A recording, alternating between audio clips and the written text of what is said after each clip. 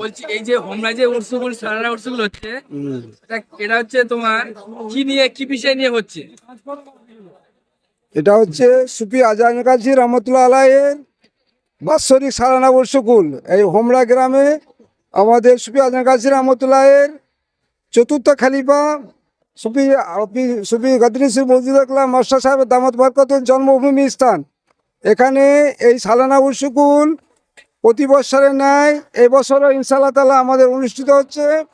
এই বর্ষকুল সর্বধর্মের সম্মেলন, মানে সমস্ত ধর্মের মানুষ এখানে আসে, এই উৎসবগুলো যোগদান করে এবং এই উৎসবগুলো সারা পৃথিবীর মানুষের মানে সমস্ত মখলুকতের জন্য দোয়া খায়ের করা হয়।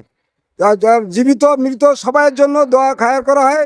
এটা দোয়ার মজলিস, বরকতের মজলিস, গুনাহ মাফের মজলিস। এই যে মজলিসটা হচ্ছে কালকে আগামী কাল মজলিস, এখন রান্না হচ্ছে, কত লোকের আসবেন? এটা কম করে 50,000 লোকের আসবেন, কম বেশি 50,000 ইনশাল্লাহ। এটা কত বছর পরে হচ্ছে? কত বছর হচ্ছে এটা নিয়ে? এটা আজকে 8 বছর চলছে। বিভিন্ন জায়গাতে লোক আসছে, কাল যে লোক আসবে, এতে রান্না হচ্ছে, চাঁদা পয়সা তোলা হয় না, এখানে কোনো চাঁদা পয়সা নজর নেওয়া হচ্ছে সুফি আজান কাজী রহমতুল্লাহ দরবারে কোনো রকম টাকা পয়সা নজর নেওয়া কিছুই দেওয়া হয় না। এটা আমাদের সুফি আজান কাজী রহমতুল্লাহ হাক্কানি আজমের অফ স্টেট থেকে এই সব কাজকর্ম চলে।